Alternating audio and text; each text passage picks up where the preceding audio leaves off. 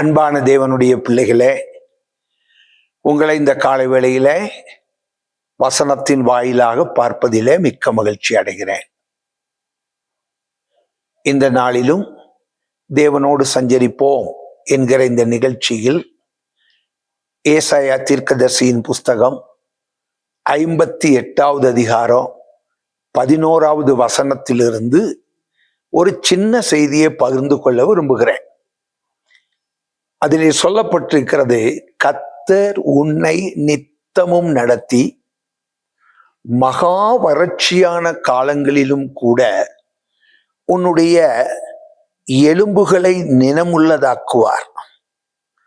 நீ நீர்ப்பாய்ச்சலான தோட்டத்தை போலவும் வற்றாத நீரூற்றை போலவும் இருப்பாய். இது எந்த காலத்திலே இப்படிப்பட்ட வாக்கு தத்துவம் நம்ம வாழ்க்கையில நிறைவேறும் என்று ஆண்டவர் வாழ்த்தி நமக்கு கொடுத்த வார்த்தை என்று பார்க்கும்போது, வறட்சியான காலம். அந்த வறட்சியான காலத்திலே திருப்தியான வாழ்க்கை. அதோடு கூட மாத்திரமல்ல, உன் எலும்புகளை நினமுள்ளதாக்குவார் என்று சொல்லப்பட்டிருக்கிறது. அதாவது வியாதி இல்லாத ஒரு வாழ்க்கை. அப்படிப்பட்ட வாழ்க்கை வாழ்ந்து கொண்டிருக்கிற வேளையில நாம் நீர்ப்பாய்ச்சலான தோட்டத்தை போலவும் வற்றாத நீரூற்றை போலவும் இருப்போம் என்று கர்த்தர் வாழ்த்துகிறார். வறட்சியான காலத்தில் இப்படிப்பட்ட ஒரு வாழ்க்கை என்பது இது தேவன் தம் ஜனத்துக்கு கொடுத்த அற்புத வாழ்க்கை. அருமையான வாக்கு தத்துவம். இதை நிறைவேறிவிட்டால் ஒரு மனிதனுடைய வாழ்க்கையிலே அவன் வறட்சியின் வழியாக கடந்து போகிறேன் என்கிற உணர்வு அவனுக்குள் ஒருபோதும் வராது.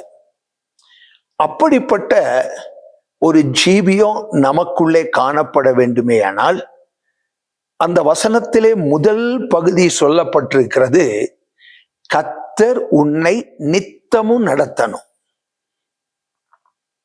கர்த்தர் பொதுவாக நடத்தினால் எப்படி நடத்துவார்?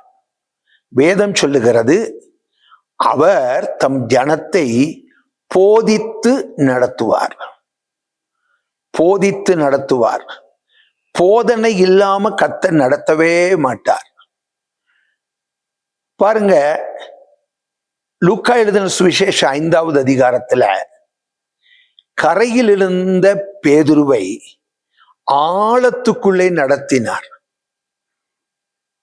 அந்த ஆழத்துக்குள்ளே அவனை நடத்துவதற்கு முன்பு அவனுடைய படகை பயன்படுத்தி ஜனங்களுக்கு போதித்தார். அந்த போதனையிலே தான் பேதுருவும் கூட இயேசு கிறிஸ்துவை அவன் பின்பற்றுவதற்கு தீர்மானித்த ஒரு நாள். அப்ப போதித்தார். போதித்த பின்பு பாருங்க, வறட்சியாய் கடந்த படகு, இரவு முழுவதும் பிரயாசப்பட்டும் ஒன்றுமே கிடைக்காமல் வறட்சியாய் இருந்த படகு. ஆனால் வறட்சியாய் இருந்த அந்த படகானது நிரம்பி வழிகிற ஒரு படகாய் மாறியது. இதற்கு தேவை என்ன? ஒரு படகு நிரம்புறதுக்கு போதனை தேவை. கர்த்தர் நம்மை போதித்துதான் ஆழத்துக்குள்ளே நடத்துவார்.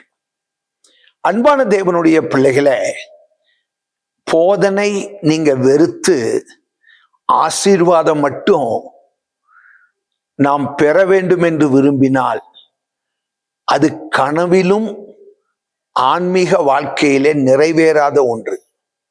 ஆகையினால் நீங்கள் திருப்தியான, நிறைவான, வியாதியற்ற, செழிப்பான ஒரு வாழ்க்கையை வறட்சியான காலத்திலே நீங்கள் அனுபவிப்பதற்கு கர்த்தருடைய போதனைகளுக்கு அதிக முக்கியத்துவம் கொடுங்க. அதிகமான முக்கியத்துவம் கொடுத்ததற்கு இன்னும் ஒரு உதாரணத்தை சொல்லி முடிக்கிறேன். 3 நாட்கள் இயேசு வனாந்தரத்திலே அவர் போதித்தார். ஜனங்கள் 3 நாட்களும் திருப்தியாய் கேட்டார்கள். கேட்டுக்கொண்டிருந்ததனுடைய விளைவு என்ன தெரியுமா? அவர்கள் அத்தனையும் திருப்தியாய் கடந்து போனார்கள் என்று சொல்லி வேதத்திலே வாசிக்கிறோம். நல்ல ஆகாரம் அவர்களுக்கு. 5 அப்பம் 2 மீன், 7 அப்பங்கள் சில மீன்கள். இந்த சம்பவங்களை எல்லாம் பார்க்கும்போது போதனைக்கு நாம் முக்கியத்துவம் கொடுத்தால் அதை தொடர்ந்து நம்முடைய வாழ்க்கையில் எல்லா விதமான ஆசீர்வாதங்களையும் நாம் நிறைவாய் பெற்றுக்கொள்ள முடியும். ஆகையினால் கர்த்தர் நமக்கு போதிக்கட்டும், போதனையின்படி செயல்படுவோம். அதனுடைய அடுத்த கட்டம் நமக்கு ஆசீர்வாதம். ஏசாயா 58:11 அபிதமாகவே நிறைவேறும். கர்த்தர் உங்களை ஆசீர்வதிப்பாராக. ஜெபிப்போமா? மகா கிருபையுள்ள ஆண்டவரே, எங்கள் பரிசுத்த நல்ல தகப்பனே, உங்க வார்த்தைகளை நாங்கள் கேட்டோம். கேட்ட வசனங்களை கர்த்தர் எங்களுக்கு ஆசீர்வதித்து தாரும். நாங்கள் அநேக நேரங்களிலே ஆசீர்வாதங்களை நாங்கள் அபரிவிதமாய் விரும்புகிறோம். ஆனால் எங்களுக்கு நீர் போதிக்கிறீர், ஏமாற்றம் அடையாதபடிக்கு வசனத்தின்படியே எங்கள் ஆசீர்வாதங்களை அனுபவிப்பதற்கு முதலாவது ஆண்டவரே, உம்முடைய போதனைகளுக்கு நாங்கள் மிகுந்த முக்கியத்துவம் கொடுக்க கர்த்தர் எங்களுக்கு உதவி செய்யும். உம்முடைய போதனையை கேட்டு நாங்கள் செயல்படும் போது ஆழத்துக்குள்ளே எங்களை கொண்டு போகிறீர். ஆழத்தின் ஆசீர்வாதங்களினால் கர்த்தர் எங்களை நிரப்புகிறீர். வசனங்கள் வாழ்க்கையாகட்டும். உங்க பிள்ளைகள் ஆசீர்வதிக்கப்படட்டும். இயேசுவின் நாமத்தில் பிதாவே, ஆமென். கர்த்தர் உங்களை ஆசீர்வதிப்பாராக. மற்றவர்களோடும் பகிர்ந்து கொள்ளுங்க. God bless. ஆமென்.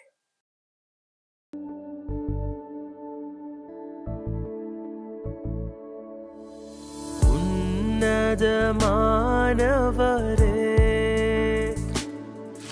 என் உறைவிடம் நீர்தானே. உன்னதமானவரே, என் உறைவிடம் நீர்தானே. உயர்த்துகிறேன், வாழ்த்துகிறேன், வணங்குகிறேன்.